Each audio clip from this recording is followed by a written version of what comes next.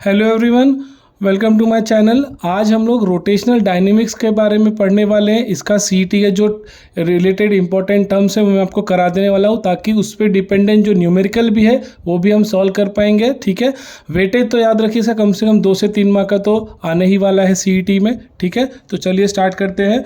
इसमें सबसे पहले जो टर्म आपको याद रखना है वो है angular displacement, angular velocity, linear displacement. तो देखिए एंगुलर डिस्प्लेसमेंट क्या होता है, इसके लिए हम लोग को लीनियर डिस्प्लेसमेंट चाहिए। अगर हम बॉडी को लीनियरली बॉडी एक जगह से दूसरी जगह चल रही है, लीनियरली रेक्टिलिनियर मोशन परफॉर्म कर रही है, तो हम उसे क्या बोलते हैं, एक्स बोलते हैं। ठीक है, वैसे ही एंगुलर उसकी यूनिट क्या होती है, मीटर या सेंटीमीटर। वैसे ही एंगुलर में अगर बॉडी रोटेट कर रही है, जैसे कि घड़ी का जो सुई होती है, ठीक है, मिनट हैंड, आवर हैंड, वो रोटेट होती है, कैसे सर्कल में रोटेट होती है ना, तो क्या करती है, एंगल से चेंज होती रहती है, तो उस एंगल को हम बोलते हैं एंगुलर डिस्प्लेसमेंट। उसकी यूनिट क्या होती है, रेडियन। वैसे ही एंगुलर वेलोसिटी क्या होगी, एंगुलर वेलोसिटी होती है rate of change of angular displacement per unit time. Angular displacement क्या होता है स्टूडेंट, डेल्टा थीटा होता है अपॉन टाइम। तो एंगुलर वेलोसिटी क्या होगा, omega equals to delta theta by delta T या D theta by D T. वैसे ही लीनियर वेलोसिटी क्या होती है, if define as a rate of change of linear displacement. तो लीनियर डिस्प्लेसमेंट क्या होता है, डेल्टा एस होता है, तो delta S by delta T को हम क्या बोलते हैं, वी बोलते हैं। हमें इसके लिए एक रिलेशन भी याद रखना है अपने सीईटी एग्जाम के लिए, जो कि लीनियर वेलोसिटी और एंगुलर वेलोसिटी में होता है। लीनियर वेलोसिटी को हम v से डिनोट करते हैं, एंगुलर वेलोसिटी को ओमेगा से। r क्या होता है आपका, रेडियस होता है, तो v equals to omega into R, ये आपको याद रखना है। ठीक है, और याद रखिए जो लीनियर वेलोसिटी होता है, एंगुलर वेलोसिटी होता है, और r होता है, ये क्या होता है, म्यूचुअली परपेंडिकुलर होता है। तो एक नंबर के लिए ये भी आ सकता है आपको, ठीक है, टर्म्स में। उसके बाद हम एंगुलर एक्सेलरेशन देखते हैं। जैसे हमें पता है लीनियर एक्सेलरेशन क्या होता है, rate of change of displacement, rate of change of velocity per unit time होता है, वैसे ही rate of change of angular velocity upon time होगा। तो हमें पता है कि यहाँ पे एंगुलर वेलोसिटी को कैसे देते हैं, सिंबल ओमेगा से देते हैं ना, सिंबल ओमेगा से देते हैं। तो वैसे ही एंगुलर एक्सेलरेशन को सिंबल अल्फा से देते हैं। तो अल्फा क्या होता है, rate of change of angular velocity per unit time. तो चेंज इन एंगुलर वेलोसिटी क्या ले लेंगे, omega 2 minus omega 1 upon T2 minus T1, तो हो जाएगा delta omega by delta T. अगर एक किसी इंस्टेंट किसी मोमेंट पे एंगुलर एक्सेलरेशन बोला गया है, तो उसके लिए हम क्या करेंगे, लिमिट अप्लाई करेंगे, that is delta T tends to 0, तो delta omega by delta T. ये चीज़ क्या होती है, काफ़ी स्मॉल होती है, तो D omega by D T. उससे हम इन टर्म्स ऑफ, जैसे लीनियर में आप लिखते हो ना, ऑसिलेशन में हम पढ़ने वाले D square X by D T square, जो कि लीनियर के लिए होता है, वैसे ही एंगुलर के लिए होगा D square theta by D T square. ठीक है, फिर एक्सेलरेशन, जो एक्सेलरेशन काफ़ी इंपॉर्टेंट चीज़ है, आपको अच्छे से समझ लेना है, तभी आपको आगे न्यूमेरिकल इसके सॉल्व होंगे। जो एक्सेलरेशन होता है पार्टिकल का, जब सर्कुलर मोशन परफॉर्म करता है तो 2 कंपोनेंट में बढ़ जाता है, 2 कंपोनेंट में बढ़ जाता है। एक तो इसके लिए होता क्या है, जो टैंजेंशियल एक्सेलरेशन होता है, टैंजेंशियल एक्सेलरेशन किससे डिनोट करता है, it is component of acceleration A in the direction of velocity. यहाँ पे जो चीज़ है आप काफ़ी अच्छे से समझिए स्टूडेंट्स, जब चीज़ यहाँ पे जो एक्सेलरेशन होता है वो कैसे होता है, ये रिस्पॉन्सिबल होता है बिकॉज ऑफ लीनियर वेलोसिटी। जो लीनियर वेलोसिटी अगर सर्कुलर मोशन में चेंज हो रही है बार बार, तो लीनियर वेलोसिटी के चेंज होने का मतलब क्या है, वहाँ पे जो एक्सेलरेशन होगा उसकी वजह से क्या होगा, ए टी, जिसको हम टैंजेंशियल। तो अगर सर्कुलर मोशन बॉडी परफॉर्म कर रही है सर्कुलर मोशन में, और उसकी जो लीनियर वेलोसिटी है वो बार बार चेंज हो रही है, तो उसके लिए रिस्पॉन्सिबल होगा बिकॉज ऑफ टैंजेंशियल एक्सेलरेशन। तो उसी के साथ साथ जब बॉडी सर्कुलर मोशन में रोटेट होते रहती है, उसमें एक और चीज़ होता है रेडियल एक्सेलरेशन। वो क्या होता है, जो कि डायरेक्शन पे डिपेंड होता है। It is a component of towards the centre of the circular motion, it is responsible for change in direction. अगर बॉडी सर्कुलर मोशन परफॉर्म कर रही है, अगर उसका डायरेक्शन देखिए, यहाँ पे ये डायग्राम है, इसमें देखिए वेलोसिटी v, इसकी डायरेक्शन क्या हो रही है, बार बार चेंज हो रही है। जब यहाँ से यहाँ रोटेट हो रही है, तो देखिए ये जा रही है, यहाँ से रोटेट हो रही है, तो ये इसकी किसके लिए रिस्पॉन्सिबल है, रेडियल एक्सेलरेशन के लिए, रेडियल एक्सेलरेशन के लिए। तो हमें ये याद रखना है टैंजेंशियल एक्सेलरेशन क्या होता है और रेडियल एक्सेलरेशन क्या होता है। जो टैंजेंशियल एक्सेलरेशन होता है, याद रखिए जब बॉडी सर्कुलर मोशन परफॉर्म कर रही है, तो वेलोसिटी के डायरेक्शन पे, वेलोसिटी के क्या हो रही है यहाँ पे, चेंज इन वेलोसिटी। अगर वेलोसिटी चेंज हो रही है तो that is because that is tangential acceleration.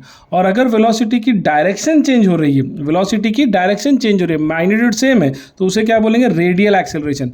तो इसीलिए जब बॉडी सर्कुलर मोशन परफॉर्म करती है तो उसके अंदर वो 2 पार्ट में रिजॉल्व हो जाता है एक्सेलरेशन। एक होता है टैंजेंशियल एक्सेलरेशन, जो कि किससे रिस्पॉन्सिबल है, चेंज इन वेलोसिटी के, और एक जो होता है डायरेक्शन चेंज, जहाँ पे मैग्नीट्यूड वेलोसिटी का क्या रहता है, सेम रहता है, लेकिन लीनियर वेलोसिटी की डायरेक्शन चेंज होते रहती है, तो वो उसके लिए क्या बोलेंगे हम, रेडियल एक्सेलरेशन। ठीक है, याद रखिए इसको AT से देंगे टेंजेंशियल एक्सेलरेशन, रेडियल एक्सेलरेशन किससे देंगे हम लोग, AR से देंगे। तो AR क्या होता है, R ओमेगा स्क्वायर, और जो टेंजेंशियल एक्सेलरेशन है AT वो क्या होता है, dV/dt, जिसको हम लोग dR ओमेगा बाई dt भी लिख सकते हैं, या तो R अल्फा भी, क्योंकि d ओमेगा बाई dt क्या होता है, दैट इज एंगुलर एक्सेलरेशन। तो लीनियर एक्सेलरेशन और एंगुलर एक्सेलरेशन में भी याद रखिए क्या होता है, A equals to R alpha, जहाँ पे A क्या होता है, लीनियर एक्सेलरेशन, और अल्फा क्या होता है, एंगुलर एक्सेलरेशन, याद रखिए। ठीक है, तो अब जो फोर्स इन सर्कुलर मोशन है वो कितने टाइप, तो when a body execute circular motion then there are 2 types of forces. ये हम काफ़ी बार पढ़ चुके हैं थ्योरी में भी। पहला है सेंट्रीपिटल फोर्स। सेंट्रीपिटल फोर्स क्या होता है, रियल फोर्स होता है, जो कि body always required to move a body along a circular path with a constant speed, और ये क्या होता है हमेशा towards the centre of the circle, towards the centre. तो उसको हम लोग क्या बोलेंगे, mv²/r, उसकी फॉर्मूला याद रखनी है आपको, mr ओमेगा स्क्वायर के टर्म में भी, और उसको हम लोग ऐसे भी लिख सकते हैं ना, मास इंटू एक्सेलरेशन। तो क्योंकि ओमेगा क्या होता है, ओमेगा को हम 2πn भी लिख सकते हैं ना, 2πn, इसलिए इसी इक्वेशन में हमने ओमेगा की जगह क्या लिख दिया, 2πn। तो 2π का स्क्वायर हो जाएगा 4π², और n का स्क्वायर हो जाएगा n², तो इसीलिए 4π² n²। ठीक है, याद रखिए फ्रीक्वेंसी क्या होता है, n इक्वल्स टू 1/t होता है ना, तो इसलिए n की जगह क्या लिख दिया, 1/t लिख दिया। उसी के साथ साथ जो सेंट्रीफ्यूगल फोर्स है, सेंट्रीफ्यूगल फोर्स क्या होता है, ये सूडो फोर्स होता है, एक तरह का वर्चुअल फोर्स होता है। ठीक है, it is always away from the centre of circle, away from the centre of circle, और वो नॉन इनर्शियल ऑब्जर्वर के लिए होता है। ठीक है, तो इसका मतलब सेंट्रीफ्यूगल फोर्स को क्या लिखेंगे, mv²/r, तो v²/r, तो वहाँ पे इसको हम ऐसे भी लिख सकते हैं mr ओमेगा स्क्वायर। अब देखिए एक छोटा सा ट्रिक है, अगर मान लीजिए एक कोई बॉडी को हमने सर्कल या पेंडुलम को अगर हम रोटेट करें, समझ लो पेंडुलम अगर हम पेंडुलम की जगह और हम बार बार रोटेट हो रहे, ठीक है, तो हमारे लिए एक स्ट्रिंग से अगर हमें बांधा गया है, ये स्ट्रिंग से अगर हमें बांधा गया है, ठीक है, तो यहाँ से अगर हम इस पर बैठे, ठीक है, और हम रोटेट हो रहे, तो हमारे लिए क्या लग रहा है, हमें लग रहा है कि हमें ये जब सर्कल में रोटेट करें तो हमें लग रहा है हम अवे जा रहे हैं, अवे, तो हमारे लिए वो सेंट्रीफ्यूगल फोर्स हो गया। लेकिन जो ऑब्जर्वर है, जो देख रहा है रोटेट होने को, उसके लिए क्या होगा, ऐसे लगेगा जो स्ट्रिंग है वो क्या कर रही है, इसको जो यहाँ पे बैठा है उसको क्या कर रही है, सेंटर की तरफ खींच रही है। ठीक है, सेंटर की तरफ खींच रही है, तब उसके रिलेशन में, जो ऑब्जर्वर के रिलेटिव में ये कौन सा फोर्स होगा, सेंट्रीपिटल होगा, क्योंकि स्ट्रिंग ऐसा लगेगा जो इस पे बैठा हुआ है उसको सेंटर की तरफ खींच रही है, और जो बैठा हुआ है इसी सर्कल पे उसे क्या लगेगा कि ये जो स्ट्रिंग है इसकी वजह से इसको जब रोटेट हो रहा है तो अवे जा रहा है। तो याद रखिए सेंट्रीपिटल फोर्स और सेंट्रीफ्यूगल फोर्स एक ही है, बस देखने का नजरिया अलग है। जो अगर इस सर्कल पे बैठा हुआ है उसके लिए क्या होगा, उसके लिए लगेगा कि वो अवे जा रहा है, तो उसके लिए सेंट्रीफ्यूगल फोर्स हो गया। लेकिन बाहर से जो ऑब्जर्वर देख रहा है उससे ये लगेगा कि स्ट्रिंग इस ऑब्जर्वर को इसको क्या करी, जो पेंडुलम बैठा हो उसको टुवर्ड्स सेंटर खींच रही। ठीक है, तो याद रखिए सेंट्रीपिटल और सेंट्रीफ्यूगल फोर्स। वैसे यूनिफॉर्म सर्कुलर मोशन है, what is uniform circular motion, particle in circular motion move with a uniform speed. तो यूनिफॉर्म स्पीड से होगा पार्टिकल अगर सर्कुलर मोशन में, तो हम उसको क्या बोलेंगे, यूनिफॉर्म सर्कुलर मोशन। ठीक है, और यूनिफॉर्म सर्कुलर मोशन में जो v होता है वो क्या होता है, कांस्टेंट होता है। तो अगर v कांस्टेंट है तो rate of change of velocity upon time वो भी क्या होगा, कांस्टेंट होगा। तो ओमेगा²/a इक्वल टू क्या लिखेंगे, ओमेगा²r, और उसको हम v²/r भी लिख सकते हैं। ठीक है, साथ साथ हमें ये भी याद रखना है, if a particle moves in a circle of radius r, uniform velocity v, तो उसका एक्सेलरेशन क्या होगा, v²/r। Centripetal acceleration and is always directed towards the centre of circular path. ये चीज़ न्यूमेरिकल, ये चीज़ थ्योरी पार्ट के लिए याद रखिए। अब इसका न्यूमेरिकल सॉल्व कर लेते हैं। तो पहला जो न्यूमेरिकल है, angular speed of the minute hand of a clock in degrees पर सेकेंड, कितना दिया है, ऑप्शन में दिया है 1, 0.1, 0.5, 1.5। तो एंगुलर स्पीड के लिए हम क्या करेंगे, एंगुलर स्पीड बोला तो यहाँ पे ओमेगा क्या लिखेंगे हम, 2π/t। ओमेगा क्या होता है, एंगुलर वेलोसिटी होता है, एंगुलर स्पीड भी लिख सकते हैं ना। तो पाई हमको क्या लिखेंगे, पाई की वैल्यू क्या होती है, 180। तो 180/t, टी यहाँ पे क्या है, मिनट हैंड बोला है ना, तो उसको सेकंड में कन्वर्ट करेंगे। तो सेकंड में मिनट को कन्वर्ट करने क्या करेंगे, 60 × 60। तो ये जो इसको हम ऐसे कर सकते हैं, अगर 63 जा कर दे और 61 जा कर दे, ठीक है, तो 3 से वापस इसको 60 को कट कर सकते हैं, 20 हो जाएगा। तो 2/10, 20 क्या होगा, नथिंग बट 1/10। तो 1/10 को हम क्या लिखेंगे, 0.1। ठीक है, तो उसके बाद हमें ना यहाँ पे ये फर्स्ट न्यूमेरिकल हो गया। अब हम सेकेंड न्यूमेरिकल के देखते हैं। The angular speed of a fly wheel rotating at 90 revolution पर मिनट इज, याद रखिए क्वेश्चन AIPMT में आया है 1995 में, जो कि प्री मेडिकल एग्जाम ही होता था, नीट ही जिसको बोल सकते हो। तो यहाँ पे एंगुलर स्पीड पूछा है फ्लाई व्हील का, जो कि 90 रेवोल्यूशन पर मिनट से रोटेट हो रहा है। तो एंगुलर स्पीड का फॉर्मूला क्या है, ओमेगा, जो कि 2πn हो जाएगा, 2π एज इट इज रहेगा। तो फ्रीक्वेंसी में 90 रेवोल्यूशन पर मिनट दिया, तो 90 रेवोल्यूशन पर मिनट को हमने क्या कर दिया, यहाँ पे हमने सेकंड में कन्वर्ट किया, तो सेकंड में कन्वर्ट करेंगे तो डिवाइड बाय 60 कर देंगे। तो यहाँ पे 60 पे 0 यहाँ पे कट हो जाएगा, तो 9/6 रहेगा। तो 9/6 को हम लोग 3 3 जा 9 भी लिख सकते हो और 3 2 जा 6 भी लिख सकते हो, 3/2। तो 2 2 कैंसिल, तो बचा क्या, 3π रेडियन पर सेकेंड। ठीक है, समझ में आया। उसी तरह देखिए नेक्स्ट है, particle moves in a circular path of a radius 20 centimetre with a constant angular acceleration alpha दिया है 4 radian per second square. If initial angular speed of a particle is 2 radian, जो कि ओमेगा नॉट भी लिख सकते हैं, then the angular displacement of the particle after 5 second. तो comparing इसको हम लोग ऐसे equal to ut plus half AT square, जो कि काइनेमेटिकल इक्वेशन है, लीनियर में ऐसे होता है। इसको अगर हम इसको एंगुलर में करना चाहे तो एस की जगह क्या लिख सकते हैं, थीटा, जो कि एंगुलर डिस्प्लेसमेंट हो जाएगा। u हमारा इनिशियल वेलोसिटी होता है, यहाँ पे एंगुलर वेलोसिटी लिखनी ओमेगा नॉट। ए यहाँ पे एक्सेलरेशन, तो उसको हम एंगुलर एक्सेलरेशन क्या लिखेंगे, अल्फा लिखेंगे। ठीक है, और टी ही रहेगा। तो ओमेगा नॉट हमें दिया गया है वैल्यू यहाँ पे, जो कि 2 रेडियन पर सेकेंड है इनिशियल एंगुलर एक्सेलरेशन। टी हमें दिया गया है कितना, 5 सेकेंड दिया गया है क्वेश्चन में, देखिए। और फिर हाफ इंटू अल्फा की वैल्यू, जो कि एज इट इज़ क्या रहेगी, 4 रहेगी। ठीक है, ये जो कि रेडियन पर सेकेंड स्क्वायर दिया है, इंटू टी का स्क्वायर मतलब 5 का स्क्वायर, जो कि 25 हो जाएगा। तो 25, 4 इंटू 25 कितना हो जाएगा, 100, 100/2 कितना लिखेंगे हम, 50, और 2 5 कितना हो जाएगा, 10। तो थीटा कितना हो गया, 10 + 50, जो कि हो जाएगा 60। ठीक है, 60 रेडियन। अब ऐसे ही अगला है relative angular speed of the minimum of clock, जो कि minimum hand and second hand of a clock कितना होगा। तो रिलेटिव स्पीड बोला है, ये क्वेश्चन देखिए CET 2015 में भी पूछा गया है। ठीक है, तो इसको हम सॉल्व कैसे करेंगे, मिनट हैंड है, पीरियडिक टाइम उसका t, जो कि 60 × 60 सेकेंड लिखेंगे।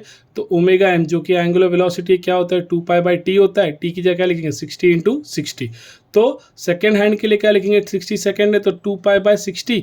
अब रिलेटिव एंगुलर स्पीड क्या होगा, second hand minus minute hand. Second hand के लिए कितना है, 2π/60 है, और मिनट हैंड के लिए कितना है, 2π/60 × 60। तो अगर हम देखें 2π/60 दोनों में ही कॉमन है, तो हमने अगर 2π/60 कॉमन ले लिया तो यहाँ पे क्या बचेगा, 1 बचेगा, और यहाँ पे क्या बचेगा, 1/60। ठीक है, तो 60 × 1 क्या हो जाएगा, 60, 60 - 1 59 हो जाएगा। तो इसीलिए आंसर क्या होगा, 2π/60 × 59/60। 60 × 60 क्या लिख सकते हैं हम, 1800 लिख सकते हैं। तो ये क्या हो जाएगा, 59π/1800 रेडियन पर सेकेंड। ठीक है, याद रखिए यहाँ पे हमें क्या पूछा गया है, सेकेंड हैंड और मिनट हैंड का रिलेटिव एंगुलर स्पीड। तो relative angular speed second hand का यहाँ पे 2π/60 है, और मिनट हैंड का कितना है, 2π/60 × 60, और 2π/60 कॉमन ले ले तो 1 - 1/60। ठीक है, सॉल्व कर देंगे तो 59π कितना आ जाएगा, 1800 radian per second. Next question जो है, a particle performing a uniform circular motion of radius π makes p revolution in t second. तो what is the tangential velocity. तो यहाँ पे हमें क्या करना है, number of revolution per second है, तो रेवोल्यूशन पर सेकंड को हम p/t लिख सकते हैं, जो कि क्वेश्चन में दिया है। तो revolution per second nothing but what, frequency ना, जो कि n हो जाएगा। और हमें पता है ओमेगा, जो कि एंगुलर स्पीड होता है, क्या होता है, या एंगुलर फ्रीक्वेंसी भी बोल सकते हैं, दैट इज 2πn। तो 2π एज इट इज रखेंगे, n की जगह हम p/t लिख देंगे, तो यहाँ पे आ जाएगा p/t। अब हमें पता है लीनियर और एंगुलर वेलोसिटी में ये रिलेशन, जो कि है v = r ओमेगा। तो v = r ओमेगा में r की जगह कितना लिख सकते हैं हम, पाई, क्योंकि क्वेश्चन में दिया है ना uniform circular motion of radius π, तो पाई लिख दिया। और ओमेगा की जगह लिख सकते हैं 2πp/t, तो 2πp/t। तो पाई × 2π क्या हो जाएगा, 2π², और p/t एज इट इज। अब इसी तरह देखिए अगला दिया है, angular speed of the hour hand of a clock in degree per second पूछा है, जो कि CET 16 में पूछा गया है। तो हम क्या करेंगे, आवर हैंड के लिए हमें पता है यहाँ पे कितना दिया है, 1, अगर 1 आवर बोला है यहाँ पे तो कितना होगा, दैट इज 12 आवर के लिए बोला है, तो 12 × 60 × 60 हो जाएगा। पाई रेडियन मतलब 180। ठीक है 180 होगा। तो अगर हमें बोला जाए ओमेगा जो कि 2π/t, तो 2π/t के लिए हम क्या लिखेंगे 2 इंटू 180, पाई का वैल्यू 180 और t क्या लिखेंगे 212 इंटू 60 इंटू 60। तो इसको आप कट भी कर सकते हो, 63 जा कर सकते हो, ठीक है। और यहाँ पे जो 3 है इसको 20 से कट कर सकते हो, ठीक है। तो 12 जा तो ये 2 भी कट कर सकते हैं हम, ठीक है। तो कितना हो जाएगा 10, तो 20 इंटू 12 इंटू 10 तो कितना हो जाएगा 1/20। अब अगला क्वेश्चन पूछा है कि a body of mass 1 kg is tied to a string and revolve in a horizontal circle of radius 1 metre. If the breaking tension of the string 10 newton, then maximum number of revolution per minute the body can make without breaking the string बिना break किए हुए body कितना revolution perform कर सकती है। कब? जब एक बॉडी जिसका मास कितना है 1 kg है, उसको बांधा गया है और हॉरिजॉन्टल सर्कल परफॉर्म कर रहा है। सर्कल कितने का रेडियस हो रहा है वहाँ पे 1 मीटर है, ठीक है। और ब्रेकिंग टेंशन दिया है 10 न्यूटन। तो हमें क्या पता करना है मैक्सिमम नंबर ऑफ रेवोल्यूशन पर मिनट, ठीक है। तो सॉल्व कैसे करेंगे, टेंशन का फॉर्मूला हमें पता होना चाहिए जो कि है mv²/r। तो हमें mv²/r को हम ऐसे भी लिख सकते हैं ना mr ओमेगा स्क्वायर, ठीक है। तो mr एज इट इज रहेगा, ओमेगा का फॉर्मूला क्या होता है 2πn, तो हमने ओमेगा की जगह लिख दिया 2πn। तो 2πn मतलब 2πn का स्क्वायर दैट इज 4π² और n का स्क्वायर n², ठीक है। तो t आ गया mr 4π² n²। तो इसको हम लोग n² के टर्म में लिख सकते हैं दैट इज t/4π² mr।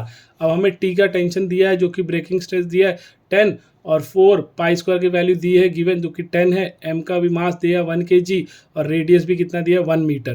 तो इसको हम 10 और 10 कट कर दे तो क्या आ जाएगा 1/4, ठीक है। क्या हो जाएगा 1/4 जो कि क्या हो जाएगा n² हो जाएगा और इसका स्क्वायर रूट लेंगे तो क्या हो जाएगा 1/2। तो रेवोल्यूशन पर मिनट है तो इसलिए 60 से मल्टीप्लाई कर देंगे, 60 से मल्टीप्लाई करें तो 60 इंटू 1/2 दैट इज 30, ठीक है। और इसी दिया coin kept on a horizontal rotating disc has a centre at a distance of 12.5 centimeter from the axis of rotation the disc. If the coefficient of friction between the disc and the coin is 0.2, then the angular speed of a disc at which the coin is about to slip off is। जाके देखिए ऐसे ही question आपके Maharashtra state board के text book में भी दिया है, ठीक है, आपने सॉल्व भी किया है। तो वहाँ पे यहाँ पे क्या दिया है सेंट्रीपिटल फोर्स को हम क्या लिखेंगे मैक्सिमम फ्रिक्शनल फोर्स भी लिख सकते हैं। तो फ्रिक्शनल फोर्स अप्लाई, तो फ्रिक्शन क्या होता है coefficient of friction F equals to mu N भी लिखते हैं आर भी लिखते हैं। तो यहाँ पे हमने क्या लिख दिया centripetal force mr omega square को म्यू आर, ठीक है। तो आर को हम लोग जो कि नॉर्मल या जो नॉर्मल रिलेशन उसको बोलते हैं एम जी भी लिख सकते हैं, ठीक है। आर एम जी भी लिख सकते हैं आर को या एन को नॉर्मल जो भी है। तो एम जी लिखेंगे तो स्मॉल एम और स्मॉल एम हम कट कर सकते हैं। तो क्या बचेगा omega square upon mu G omega square equals to mu G upon R, ये म्यू जी यहीं रहेगा और आर नीचे आ जाएगा।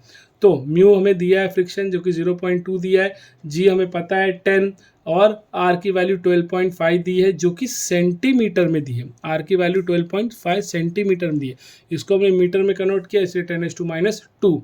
अब ये 10⁻² है, ये 10 से कट कर सकते हैं तो क्या बचेगा 10⁻1। ये अगर ऊपर चला जाए तो 10 हो जाएगा। तो 10 इंटू 0.2 हम क्या लिखेंगे दैट इज़ 2, तो 2/12.5।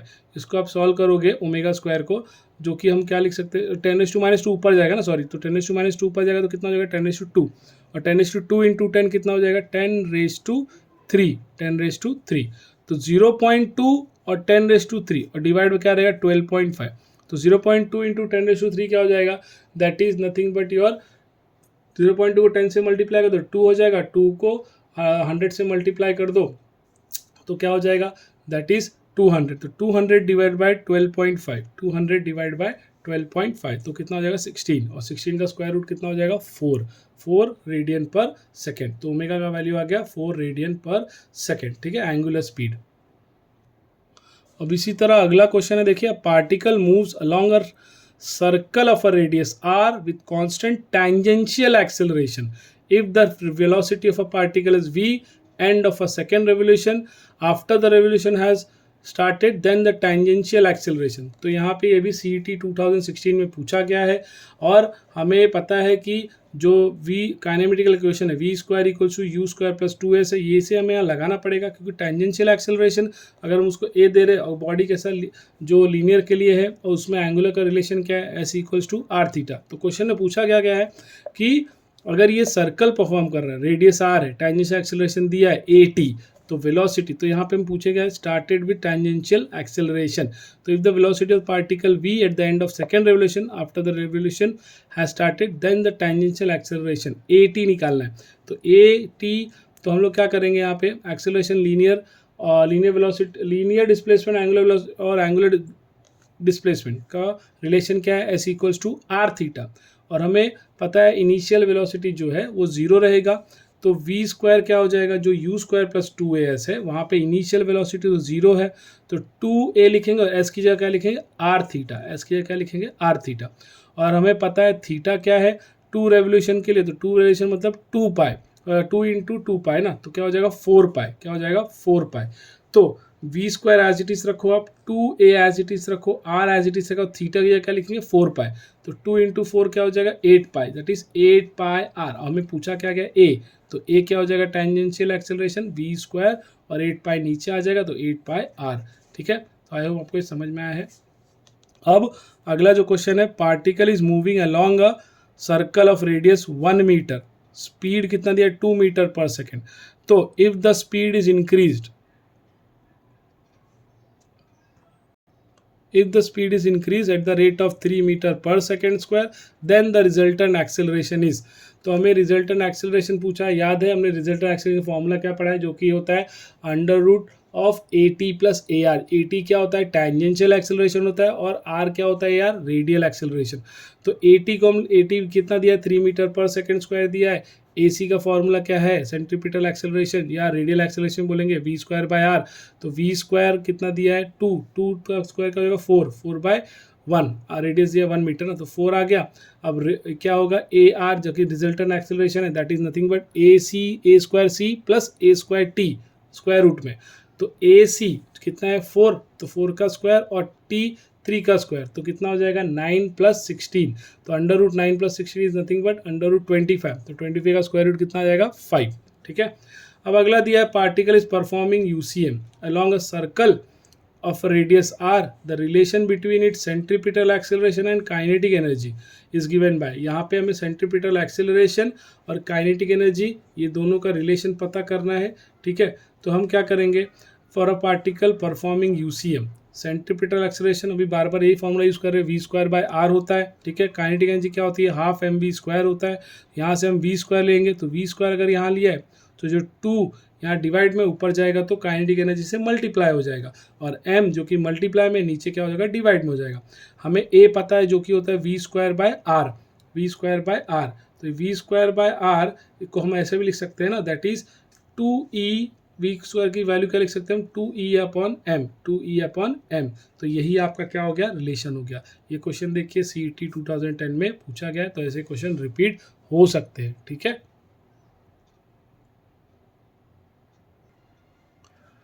अभी जो अगला क्वेश्चन है वो CET 2011 में पूछा गया है, जो कि क्या है ratio of kinetic energy of 2 particle in UCM कितना दिया है 4/1 दिया है। If their momentum are kept constant then the ratio of their masses m1/m2।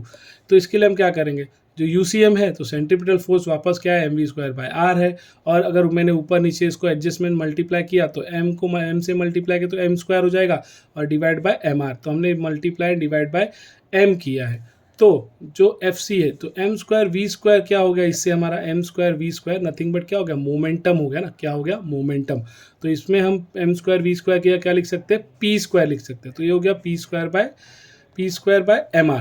तो अब mv² जो कि क्या है mv² जो r था ना, तो उसको मैं ऐसे भी लिख सकता ना p² बाय m, क्योंकि ये जो r है मल्टीप्लाई में है, यहाँ पे ये डिवाइड में है, उसको ऊपर लेंगे तो क्या हो जाएगा मल्टीप्लाई में हो जाएगा। तो mv² इक्वल टू क्या हो गया p² बाय m, इस फॉर्मूले की मैं बात कर रहा हूँ। ठीक है, यहाँ पे ये जो क्या है r है ना, r ऊपर जाएगा तो क्योंकि ये m और m कट भी कर सकते हैं ना, तो ठीक है, तो यहाँ पे m² v² को हमने p² लिख दिया। ठीक है, अपॉन r, तो ये जो r है ऊपर चला जाएगा तो क्या हो जाएगा ये एम वी स्क्वायर, सॉरी हाँ, ये एम वी स्क्वायर जो कि मोमेंटम, अभी यहाँ पे हमने पी स्क्वायर बाय एम रखा है और आर ऊपर चला जाएगा, तो एफ जो है हमारा क्या होता है, M V square by R होता है ना, M V square by R, और ये आर ऊपर गया तो यहाँ पे आर और ये नीचे का आर क्या हो जाएगा, कट जाएगा, तो बचेगा क्या, एम वी स्क्वायर। तो ये M V square by M V square equal to P square by M.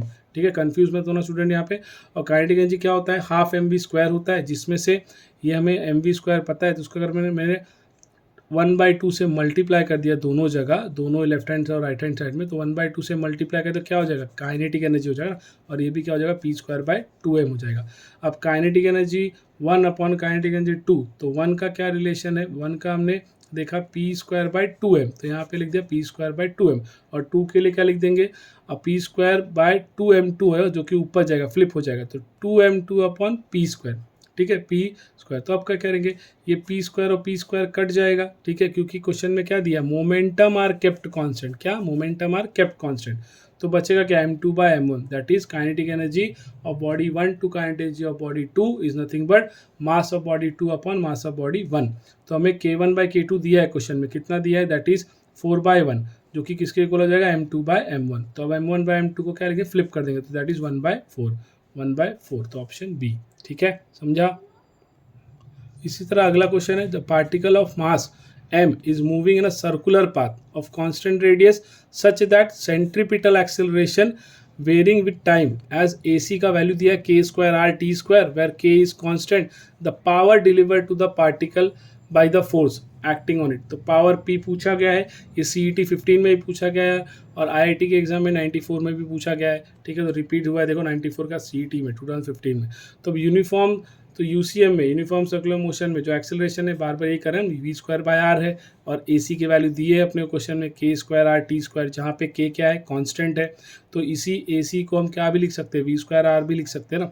तो वी स्क्वायर क्या हो जाएगा हमारा, ये आर ऊपर जाएगा तो R into R, R square जाओ तो के स्क्वायर आर स्क्वायर टी, तो इसका स्क्वायर रूट ले ले वी स्क्वायर का, तो क्या हो जाएगा वी, के स्क्वायर का के और आर स्क्वायर का आर और टी स्क्वायर का टी। तो अभी हमें AC पता है और हमें अब क्या करेंगे, हम लोग V पता है, तो हम टेंजेंशियल एक्सेलरेशन जो कि क्या होता है आपको पता है ना, because of change in velocity, तो dv बाय dt, और याद रखिए सेंट्रीपिटल एक्शन क्या होता है, because of change in direction.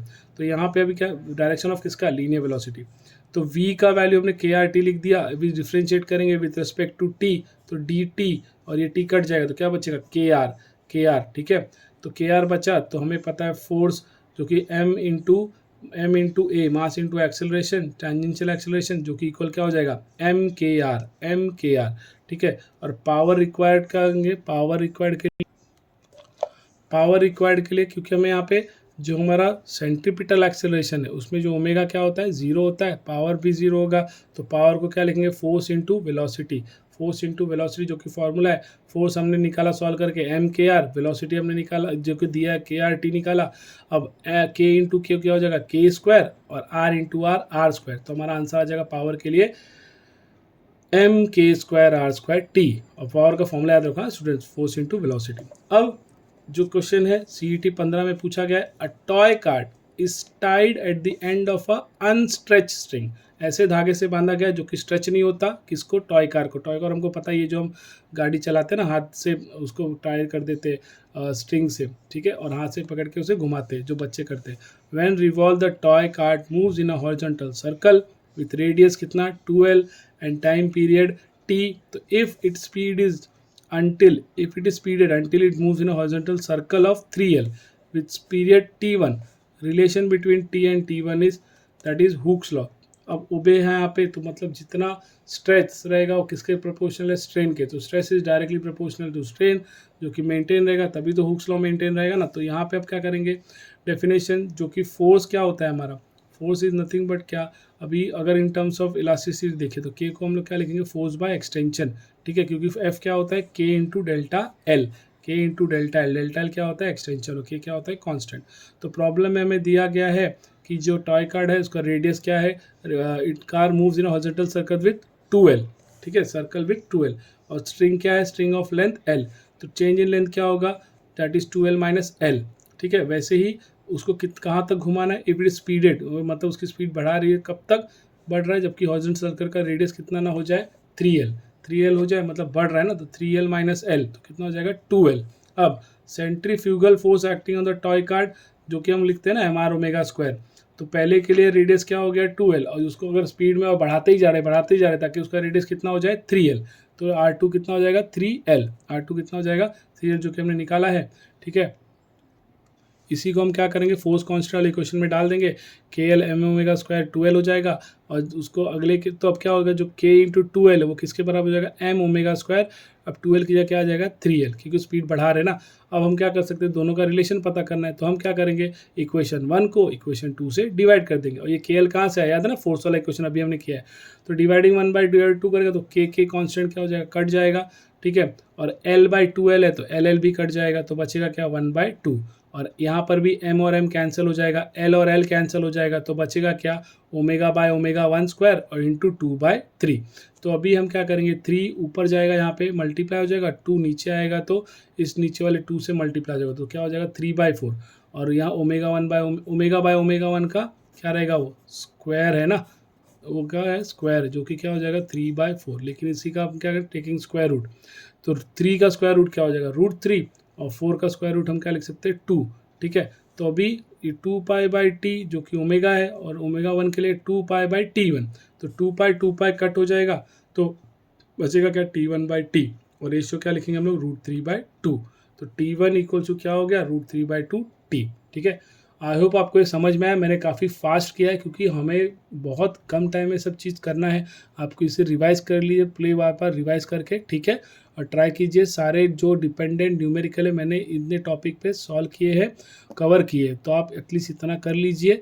इसको मैं फिर इसका पार्ट 2 भी बनाने वाला हूँ, ठीक है, और इसी का नोट्स में लिंक में भी डाल दूंगा, तो वहाँ से आप देख लीजिएगा। ठीक है, थैंक यू।